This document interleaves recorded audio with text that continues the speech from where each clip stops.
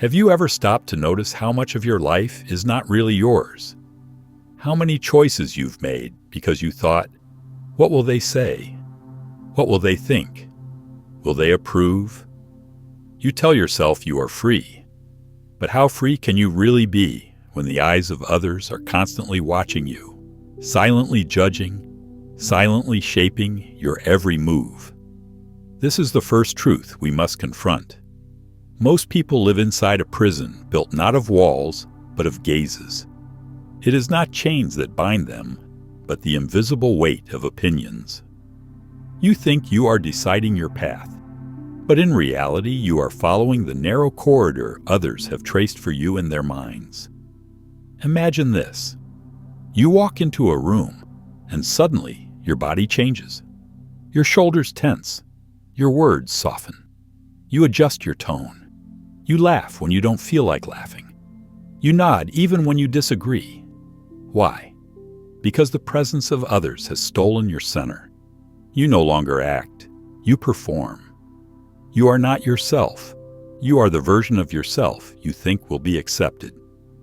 Jean-Paul Sartre, the philosopher of existentialism, once described this phenomenon as the look. He said that the gaze of another has the power to freeze us, to objectify us, to reduce us into something less than human. Under their gaze, you are no longer a living subject. You are a thing being watched, measured, and judged. And when you live under that gaze long enough, you start to internalize it. You become your own prison guard, constantly monitoring yourself, censoring yourself, reshaping yourself to fit an image that isn't even yours. But ask yourself honestly, whose eyes are you really living for? Is it the imagined crowd of strangers who will never truly know you? Is it your family still whispering in the back of your mind long after you've grown? Is it a partner, a boss, a friend?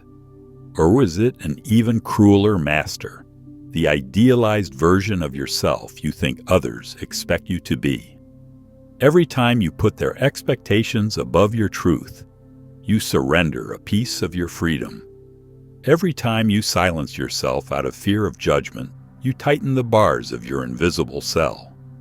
And every time you act to protect the feelings of others while abandoning your own, you lock the door yourself and hand them the key.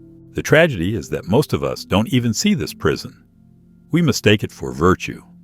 We say, I'm just considerate. I'm just caring. I don't want to hurt anyone. But is it really kindness? Or is it fear? Fear of rejection?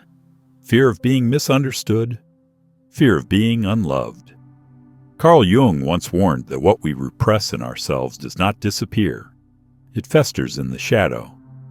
And the shadow grows whenever we betray our truth to appease others. That fake smile you wear, it becomes bitterness. That silence you swallow, it becomes resentment. That compliance you offer, it becomes quiet rage. In the end, the more you live for others, the more you lose yourself. Picture your life as a stage. From birth, you are handed a script written by parents, teachers, society. They teach you your lines. Be polite, don't offend, smile, agree, don't make waves. And you learn quickly that when you follow the script, you get applause. When you deviate, you get silence, rejection, even punishment. So you play your role, day after day, year after year. But deep inside, you know it. This is not your play. You are acting in someone else's drama. And the irony? No matter how well you perform, no matter how much you sacrifice to please, those same people you live for will never see the real you.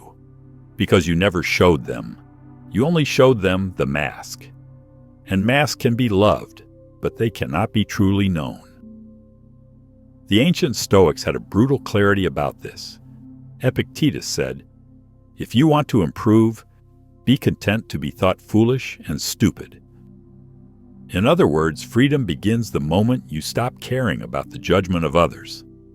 Because as long as you are enslaved to their approval, you are not living, you are auditioning. But let's be honest, Breaking this prison is not easy. The eyes of others feel heavy. Their expectations feel suffocating. And there is a strange comfort in pleasing them, even when it hurts you. At least you know your role. At least you know the script. To step out of it feels terrifying, like walking naked into the world with no mask, no armor, no applause to protect you. Yet ask yourself, is the comfort of the prison worth the cost of your soul? Is being liked worth being hollow? Is being accepted worth never being authentic? There is a quiet rebellion in refusing to care so much. It is not arrogance. It is not cruelty. It is the recognition that your life is finite, your energy limited, your truth sacred. You cannot afford to waste it on managing the endless waves of other people's emotions, opinions, and judgments. When you stop performing for their gaze, something radical happens. You begin to see yourself. For the first time, you hear your own thoughts without distortion. You feel your own desires without shame. You act not out of fear, but out of authenticity. And paradoxically, the moment you stop caring so much about others, people begin to notice you differently. They sense a strength, a mystery, a sovereignty that cannot be manipulated. But that transformation begins here, by recognizing the prison of other people's eyes and daring to step outside of it. You must be willing to risk their disapproval. You must be willing to be misunderstood. You must be willing to walk alone for a while. Because only in that solitude do you finally reclaim yourself. So let me ask you, how long will you keep living as a prisoner of their gaze? How long will you bend under the weight of opinions that were never yours to carry? And when will you dare to look back at them and say, "Your eyes no longer define me"? Because the day you stop caring about their gaze is the day you start truly living. Why do we care so much about what others think? Why do we bend, twist, and sometimes even break ourselves just to be seen as good, kind, or acceptable? If you trace this need back far enough, you'll see that beneath it lies a single hunger, the hunger for approval. Approval feels like sunlight to the human heart. From childhood, every smile of approval felt like warmth. Every frown of disapproval felt like ice. We learned early that love seemed conditional. When we behaved, we were praised. When we defied, we were punished.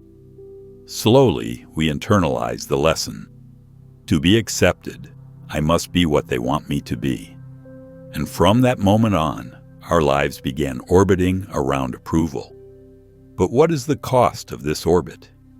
What happens when your entire sense of worth revolves around the nods, smiles, and validations of others? The answer is subtle, but devastating.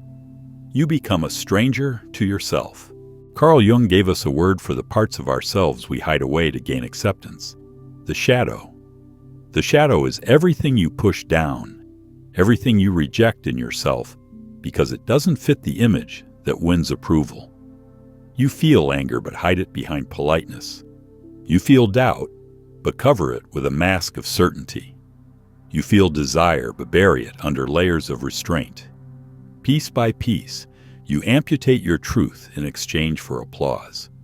But here is the paradox. The more you bury in the shadow, the more it controls you. Because the shadow does not disappear. It waits. It leaks out in bitterness, in resentment, in sudden outbursts you don't understand. You think you are kind and caring, but beneath the surface simmers the rage of a self-abandoned. And for what? For approval. For the temporary relief of being liked, for the illusion of belonging. Let's be clear, approval is not love. Approval is a transaction. People approve of you as long as you play the role they expect. The moment you step outside it, the applause stops. And this is why approval is a trap. It seduces you with the sweetness of validation, but enslaves you with the fear of losing it. Nietzsche warned of this danger when he wrote of the herd mentality. The herd rewards conformity, not truth. It applauds obedience, not originality. To live for approval is to live as one of the herd, safe but unseen, accepted but forgotten. You never risk rejection, but you also never taste freedom. Look around. How many people live entire lives chasing approval from parents who will never be satisfied, from peers who are too consumed with themselves to care, from a society that changes its standards every decade? It's a race with no finish line, a thirst with no water. And still, we run. Still, we drink sand and call it wine. But why? Why do we keep chasing? Because deep down, we fear that without approval, we will be alone. That without applause, we will be invisible. That without validation, we will be worthless. And so we trade authenticity for acceptance, as if belonging to the herd could ever replace belonging to ourselves. Here is the hard truth. Approval is the mask of love, not its essence. Those who love you truly do not require you to shrink, twist, or silence yourself. They do not demand performance.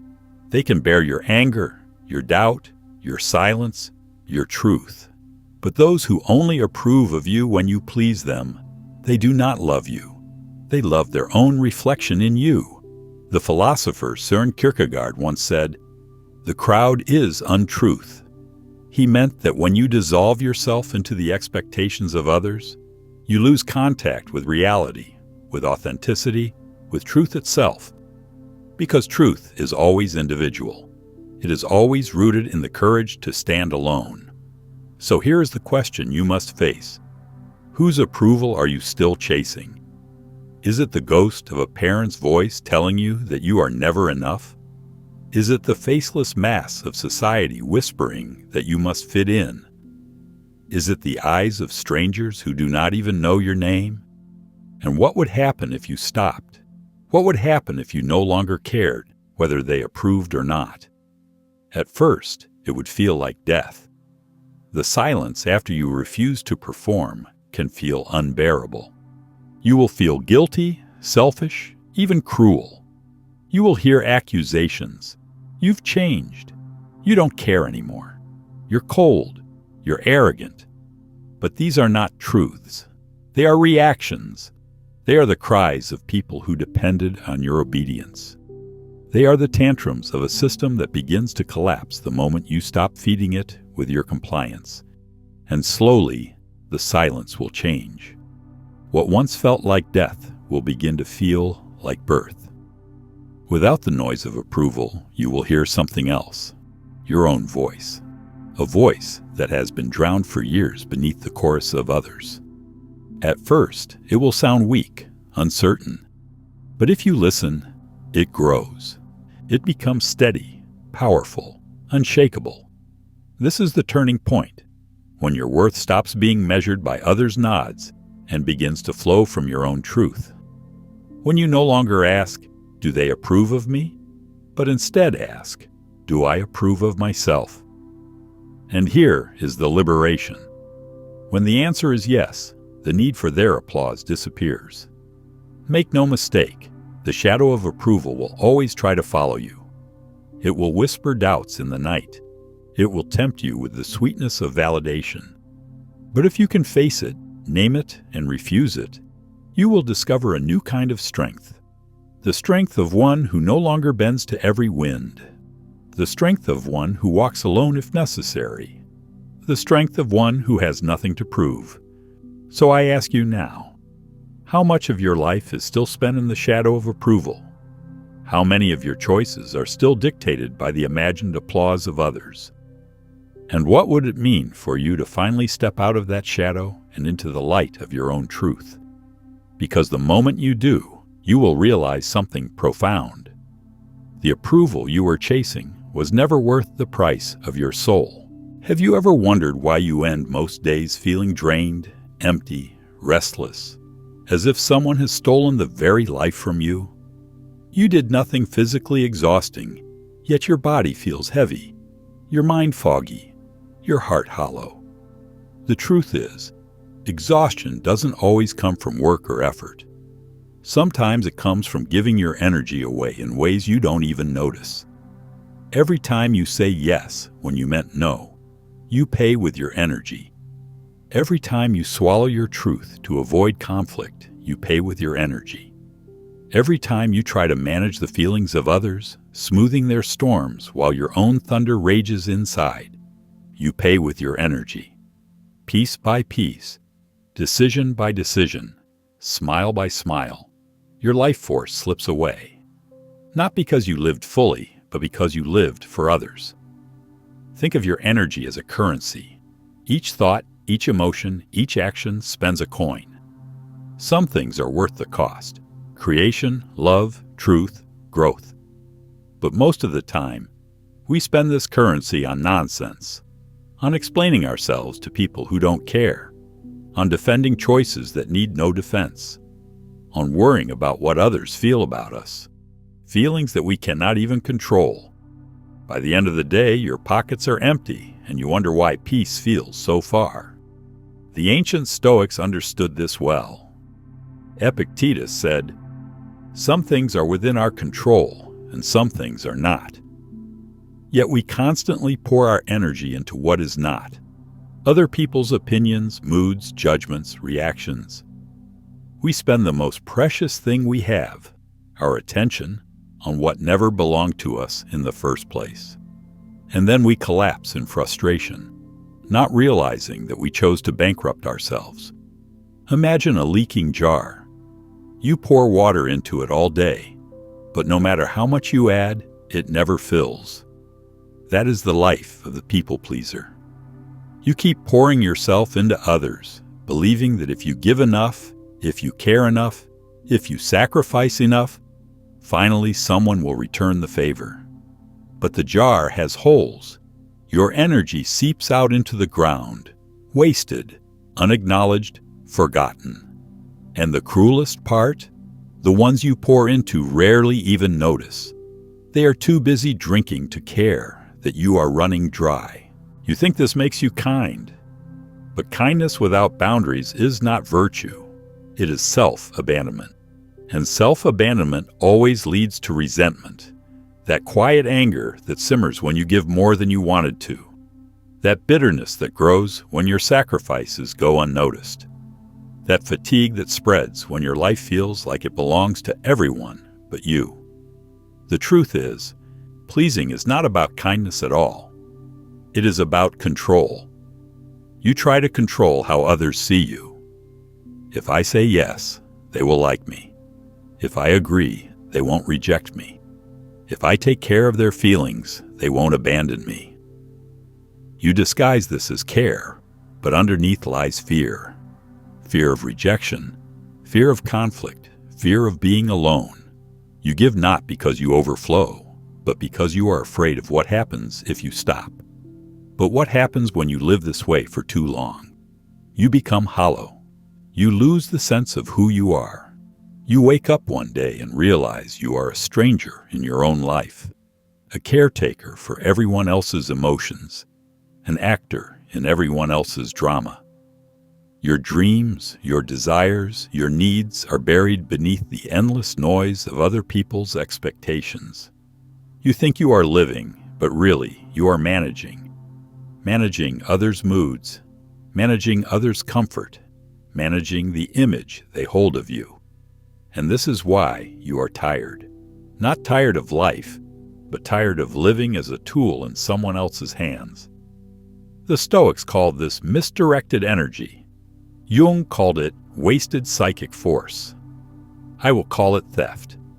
Because when you give yourself away to everyone, when you make yourself endlessly available, you are being robbed.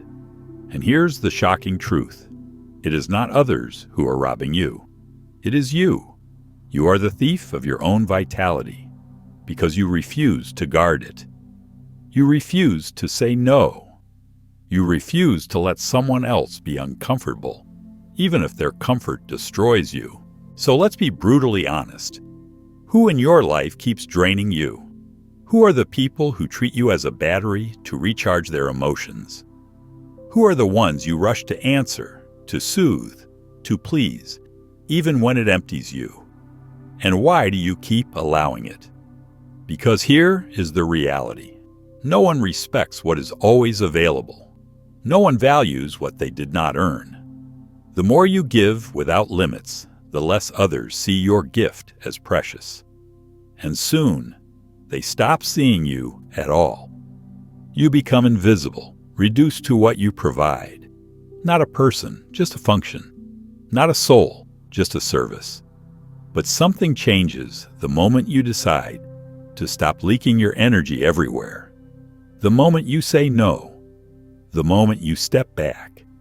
The moment you stop caring about whether people are comfortable with your boundaries.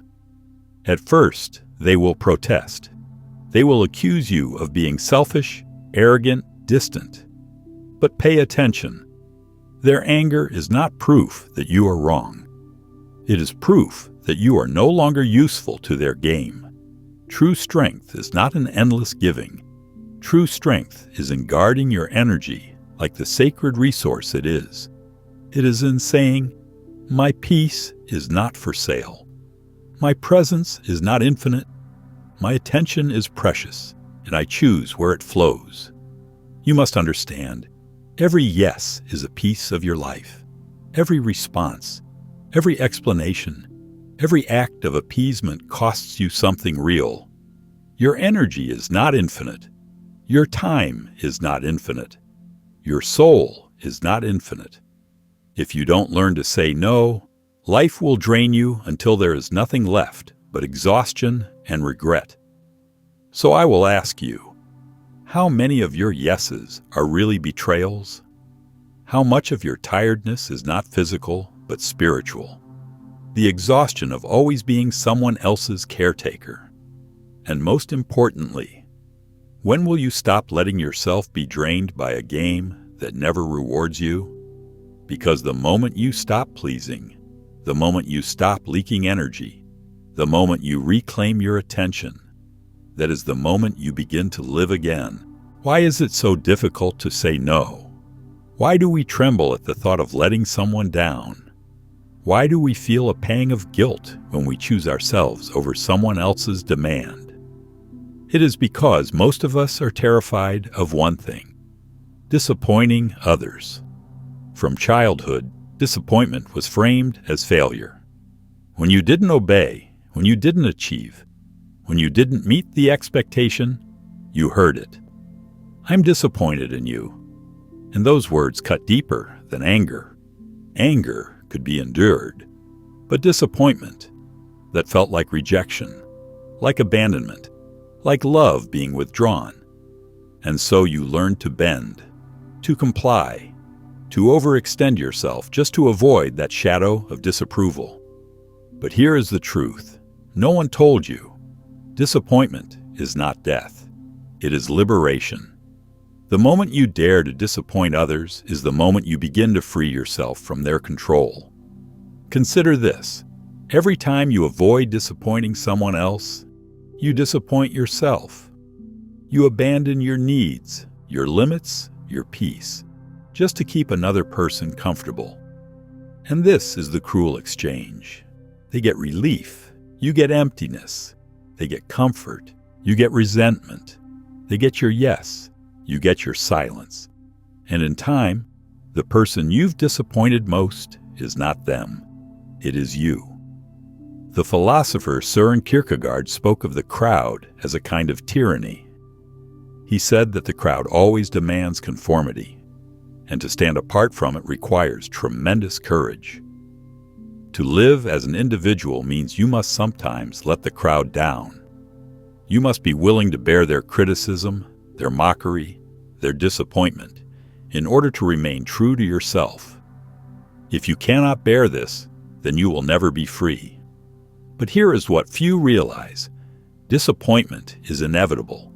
No matter how much you try, you cannot satisfy everyone. You will always fall short of someone's expectation. You will always offend someone's sensitivity. You will always fail to live up to someone's script. So the choice is not whether you will disappoint. The choice is who. Will you disappoint them, or will you disappoint yourself? The people pleaser always chooses to disappoint themselves, hoping that in exchange they will gain love. But love bought at the price of self-betrayal is not love. It is dependence. It is manipulation. It is bondage. To live authentically, you must reverse the pattern. You must develop the courage to disappoint others so that you no longer betray yourself. And this takes strength because the backlash is real. When you stop performing, people will notice. They will accuse you. They will say you are selfish, arrogant, unkind. But look closely. These accusations reveal more about them than about you. Because if your no destroys their love, then it was never love. It was convenience. Think of a puppet on strings. As long as the strings are intact, the puppet moves exactly as desired. But what happens when one string snaps? At first, chaos. The puppet jerks, unbalanced. The puppeteer becomes frustrated, even furious. But with each string you cut, the puppet becomes less of a tool and more of an independent being. That is what your number does. It cuts the strings. Every act of disappointment is another thread severed until finally you stand alone, unbound, free. But here's the paradox. Though others may resist at first, in time, your courage earns respect. People may not like you for disappointing them, but they will recognize a strength in you they cannot manipulate. And slowly, those who value you for who you are, not what you provide, will emerge. Because disappointment filters. It reveals who truly cares about you and who only cares about what you do for them. This is why courage is necessary. Without the courage to disappoint, you will never discover who your real companions are. You will live surrounded by people who like your mask, but not your face, your utility, but not your soul, your compliance, but not your truth. And let us not pretend this is easy. Disappointing others feels like betrayal, but only because you were trained to see it that way. In reality, it is loyalty. Loyalty to yourself. And loyalty to yourself is the foundation of all authentic relationships. Because only when you stop betraying yourself can you connect with others in truth, not performance. So ask yourself now, what are you afraid of losing by disappointing someone? Is it their approval, their comfort, their presence in your life? And if the price of keeping them is constant self-betrayal, is that presence worth it? Remember this. Those who love you truly will survive your number. They may not always like it, but they will accept it because they accept you. Those who cannot survive your no never loved you. They loved the control your compliance gave them. The courage to disappoint is the courage to walk away from false love, false peace, false belonging. It is the courage to endure temporary discomfort in exchange for lasting freedom. It is the courage to face the storm of others' disapproval so that you may stand in the calm of your own truth. So let me ask you, how long will you continue to betray yourself to keep others satisfied?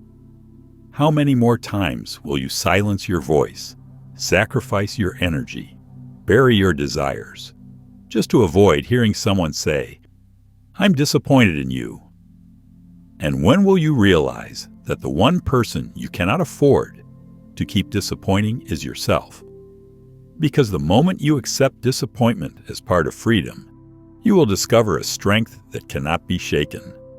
You will discover that your no is not cruelty, it is clarity, that your refusal is not arrogance, it is authenticity, and that disappointing others is not the end of love.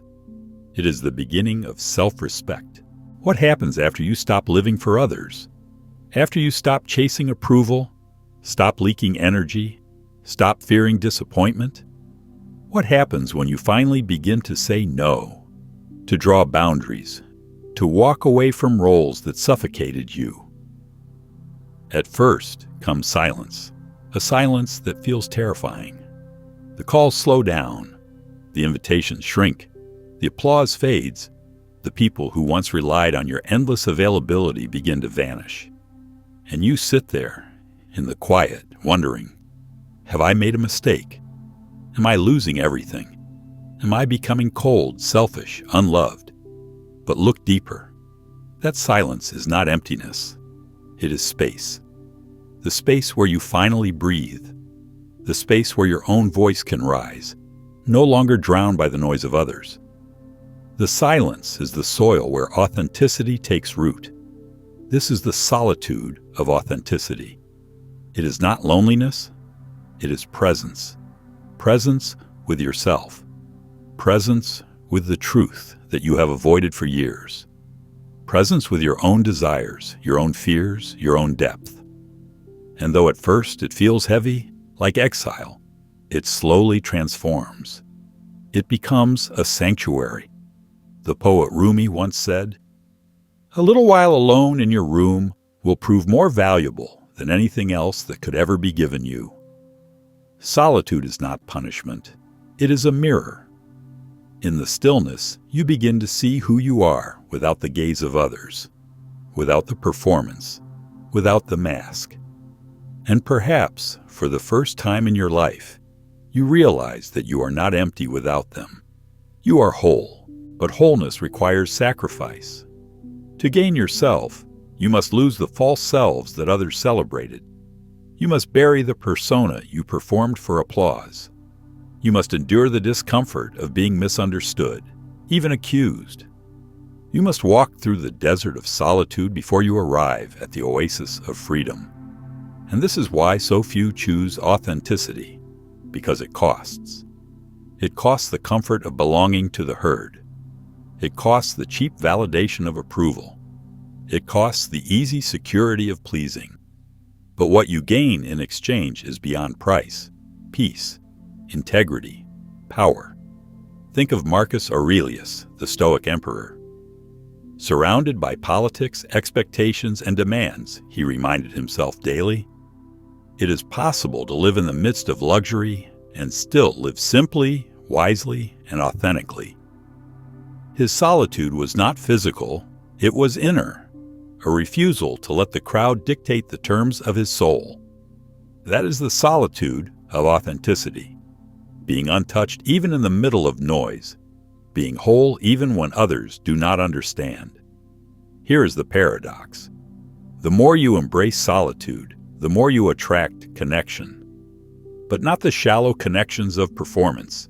Real connection. Because when you no longer need others to validate you, you finally meet them as equals, not as their puppet, not as their caretaker, but as a sovereign soul. And those who can meet you in that place will be few, but they will be real. So yes, you will lose people. You will confuse people. You will disappoint people. But what you gain is far greater. You gain yourself. You gain the ability to walk into a room and not wonder who approves of you, but simply know who you are. You gain the freedom to speak when you have truth, and to stay silent when you do not. You gain the strength to love, not from need, but from fullness.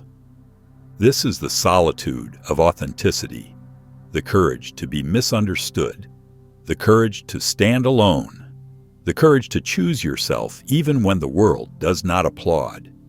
And let us be honest. This solitude is not always comfortable. There will be nights of doubt. There will be mornings of heaviness.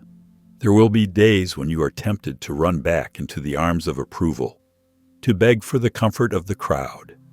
But remember this, those who return to the herd never find peace. They only find the same prison, the same mask, the same emptiness disguised as belonging. So the question is not whether solitude is easy, it is whether slavery is worth it. And you already know the answer. Now ask yourself, are you willing to pay the price of authenticity? Are you willing to endure the silence, the loss, the misunderstanding, in order to live in truth? Or will you keep bargaining your soul for applause that never satisfies? Because in the end, the choice is simple: belong to yourself or belong to the crowd. One path leads to solitude, but also to strength, peace, and wholeness. The other leads to noise, but also to emptiness, fatigue, and resentment. The solitude of authenticity is not about escaping the world. It is about no longer escaping yourself. It is about standing in your own presence and realizing, this is enough. I am enough. And from this place, life begins again. So here's the final challenge. Dare to be alone. Dare to disappoint. Dare to stop caring what they think, what they feel, what they expect. Because only then will you know the freedom of a soul that belongs to no one but itself. And when you reach that point, something miraculous happens. You are no longer afraid of rejection, because you no longer reject yourself. You are no longer desperate for approval, because you approve of yourself. You are no longer drained by pleasing, because you live from fullness. This is the rebirth. This is the power. This is the solitude of authenticity.